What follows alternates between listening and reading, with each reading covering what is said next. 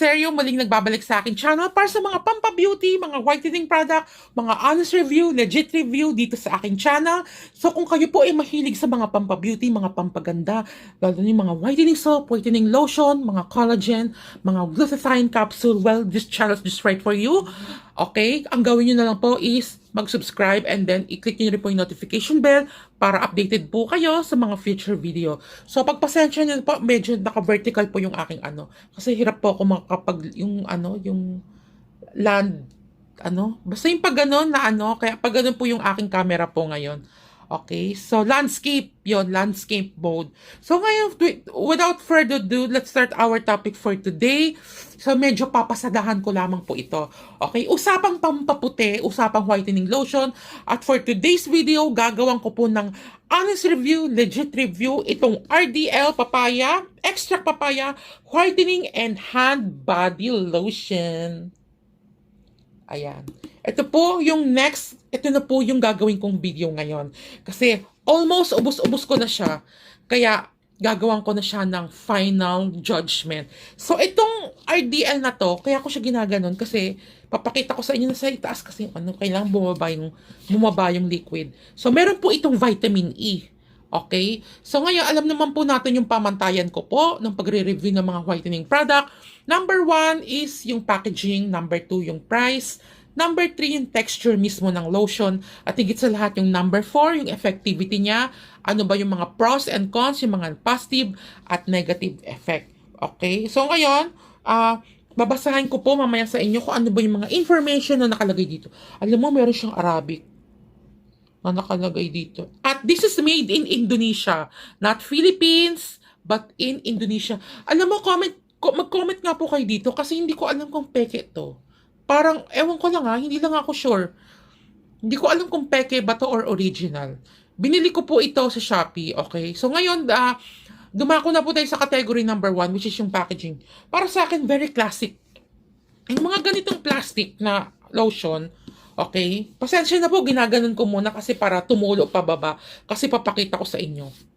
Itong lotion na to, para siyang nung 90s, yung mga 80s, yung mga 90s na botelya, yung mga plastic bottle ng lotion. Napakasimple lang niya. Pero para sa akin, okay naman po siya. Hindi naman siya gano'n tinipid. Very presentable naman kahit papaano. Okay, at nandito naman po yung kanyang expiration date. Ang expiration date niya is January 2025. Ayan, Ayan.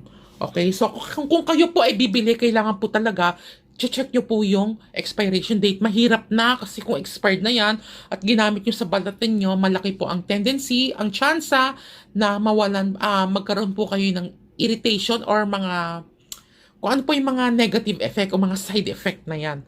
Okay, so para sa akin, okay na okay yung packaging niya. Okay, hindi naman siya gaanong tinipid. Para siyang classic, yung mga sinaunang lotion nung 80s tsaka mga 90s. It brings back my memory nung bata ako. Tapos yung amoy niya, kakaiba naman. So mamaya muna yung pang-amoy, okay? So ngayon dadako na po tayo sa category number 2, which is yung price po niya ito. Okay? So binili ko po ito sa Shopee, kung di ako nagkakamali. Okay? Yung kanyang laman is, meron siyang 600 ml. Ang dami na po niyang laman. Isa lang muna yung binili ko dito kasi hindi ako sure kung magiging effective ba to at di rin ako sure kung original ba to kasi para lang hindi ko lang sure. Para siyang fake. Okay? Hindi ko lang sure Kasi sa Divisoria, ang daming mga ganitong botelya, yung parang mga classic. Hindi ko alam kung peke. Tapos dito yung logo niya, RDL. Tapos may papaya. And this is with nihadong vitamin E na to. So alam naman po natin is yung vitamin E, nakakatulong pa talaga siya to upgrade or to boost your skin. Mapaganda yung skin po ninyo. Much healthier skin.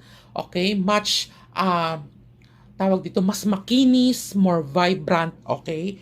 So ngayon, yung price po niya ito, 287.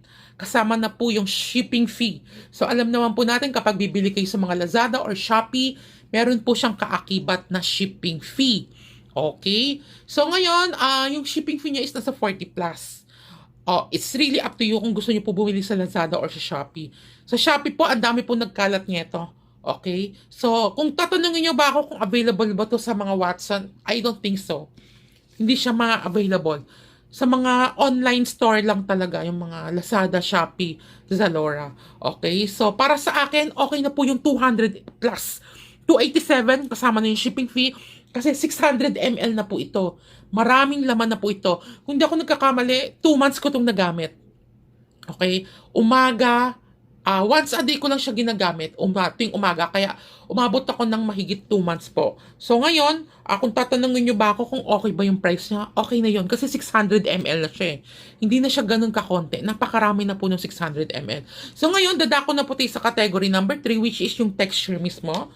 Okay? So mapakita ko po sa inyo, kaya nga nakababa, ayan o. Kokonti na lang to eh, kaya nakababa yung ano sa kanya. Okay, ganito po yung kanyang itsura ng textile.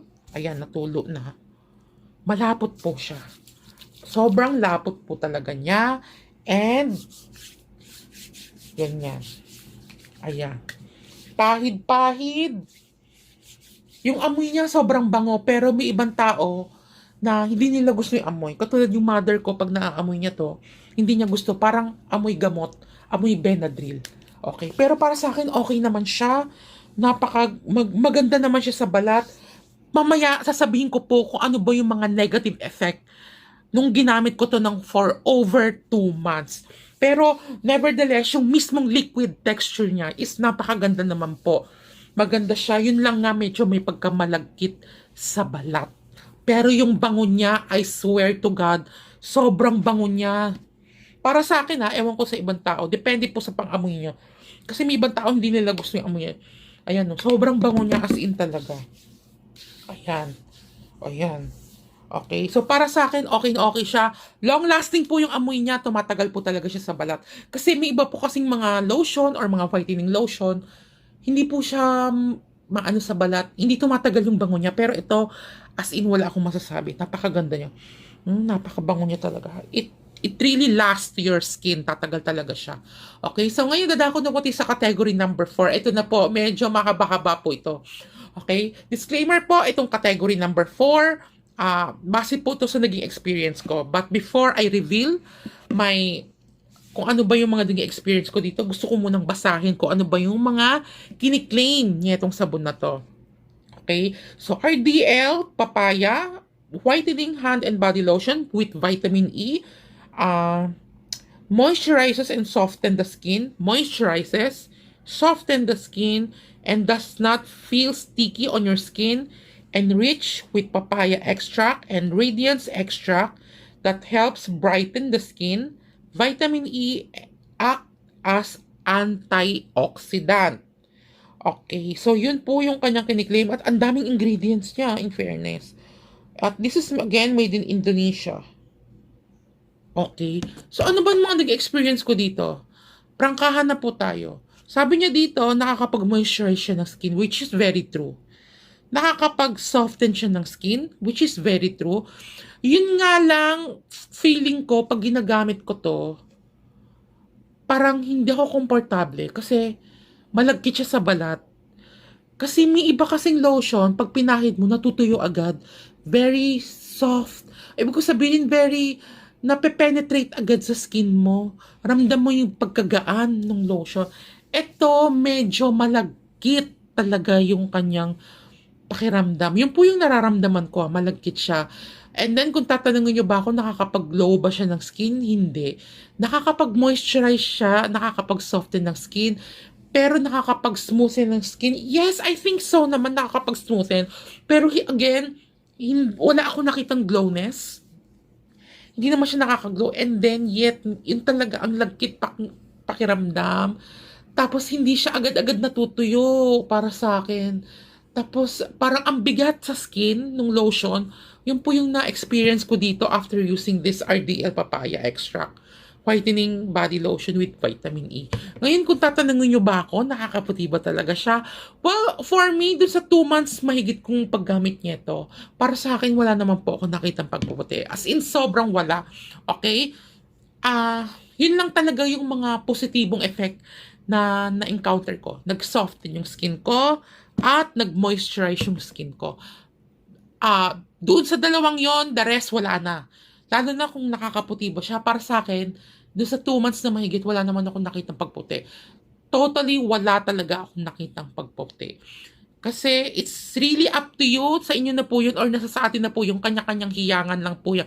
Kung hiyang po sa inyo to, may chance po na maging effective po sa inyo. Pero sa akin, hindi ko talaga siya bet. Kung tatanungin nyo ba ako, i-recommend ko ba tong lotion na to? Oh my God, I really have to be very honest. But no, hindi ko siya i-recommend. Pasensya na po kasi parang hindi ko talaga gusto niya, hindi ko gusto yung ano niya, quality. Lalo na yung sobrang lagkit. Hindi ako mapakali. Tas parang ang bigat ng lotion sa balat. Yun yung naaano ko, tas hindi siya agad-agad nagpe-penetrate, natutuyo. Okay, so yun lamang po yung mga na-experience ko after using this. Tsaka madulas siya. Hindi ko talaga siya pet. Pero it's really up to you. Kung gusto niyo po siya itry, malay niyo, humiyang sa inyo, then go for it. Kasi medyo mura na siya. Kasi nga 600 ml, napakarami niyang laman. So, para sa akin, kung tatanong yun lang naman ang opinion ko, I will not recommend this. Sorry. Okay, so yun lamang po again. Sana po nagustuhan niyo itong aking munting review. At sana po ay nakapagbigay ako sa inyo ng mga points of review, yung mga dapat tandaan nyo. Nakapagbigay ako sa inyo ng mga statement ko, okay, para malinawan po kayo kung kayo po ay naghahanap or gustong bumili niya itong RDL Papaya Extract Whitening Body Lotion with Vitamin E. So, kung ako sa inyo, pwede nyo rin po itry, pero kung tatanungin nyo ako, try nyo na lang sa iba. Sige naman po again, this is Lincoln Eserio. Maraming salamat sa mga sumusuporta sa akin, sa mga nag-subscribe, sa mga fanatic ko po. Wala na akong masasabi. Kung kayo po may mga comments, suggestion, or violent reaction, just comment down below, okay? So yun lamang po. Till the next video, and voila!